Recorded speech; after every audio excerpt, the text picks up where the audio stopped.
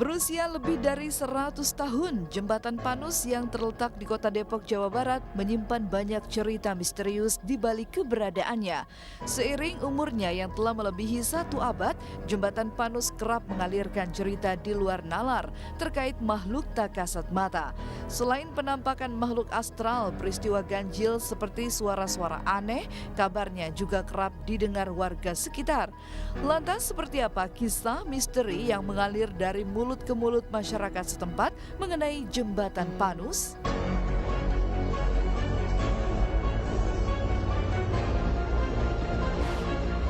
Banyak orang sudah menyaksikan seperti pagi tukang sayur itu kan pergi pada pagi-pagi. Memang melihat ada seorang perempuan yang rambutnya sangat panjang, pakai baju putih. Nah, kata orang tua dulu, mertua yang masih udah nggak ada tuh, katanya ada yang seorang Belanda, nona Belanda di situ. Kebanyakan legendanya sering cerita tentang Nyi Eti. Cuman kebanyakan legendanya itu kadang-kadang nggak sama dengan cerita aslinya. Bagaimana meninggalnya juga kadang-kadang juga nggak sesuai gitu. Kebanyakan dia adanya cewek gitu, cewek-cewek berbaju putih gitu. Cuma rata-rata itu sih sering dengarnya kayak gitu aja. Biasanya kebanyakan malam dia. Dari sisi pembuatannya, ini memang merupakan jembatan yang bersejarah. Satu lagi yang mendukung jembatan Panus ini, sehingga bisa menjadi jembatan yang bersejarah, di bawah jembatan Panus itu ada air pancur, air pancuran yang memang dari zaman dulu sampai sekarang walaupun musim kemarau itu tetap mengalir. Kan memang Tuhan ciptakan ada dua dunia nih. Bisa jadi, kenapa enggak ya bangunan-bangunan lama, apalagi kalau didukung lingkungannya memang serem gitu ya. Banyak pohon gitu. Iya aja sih. Sebelum dibangunnya jembatan baru di tahun 1990, Jembatan Panus menjadi satu-satunya akses yang menghubungkan wilayah Depok dan Bogor.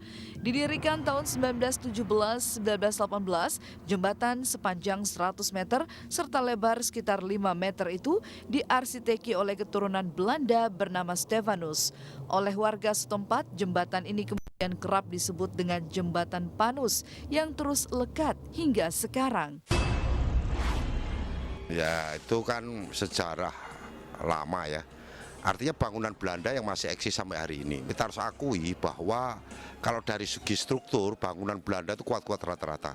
Dan itu bisa 100 tahun yang lalu, ada yang 120 tahun yang lalu dibangun. Terutama jembatan-jembatan yang menghubungkan antara daerah Batavia dan daerah Bogor. Karena bagaimanapun Hindia Belanda itu kan pusatnya di Bogor. Di jembatan itu lorong waktu itu dalam artian orang bisa lewat situ tapi dia dari situ tapi sebenarnya dia masuk ke alam lain gitu. Daerah itu memang lubang dari lorong waktu itu, jembatan itu. Penampakan makhluk tak kasat mata hingga mitos penumpang gaib membuat orang-orang yang melintas di Jembatan Panus akhirnya memiliki kebiasaan tersendiri. Seolah-olah permisi, warga menyebut jika kendaraan yang lewat di jembatan tersebut setelah maghrib biasanya akan membunyikan klakson mereka. Menurut cerita sama orang-orang situ ya, dan itu ceritanya juga memang dari dulu ya orang sih kalau lewat situ suka klakson, istilahnya mungkin dia mau izin atau menghormati.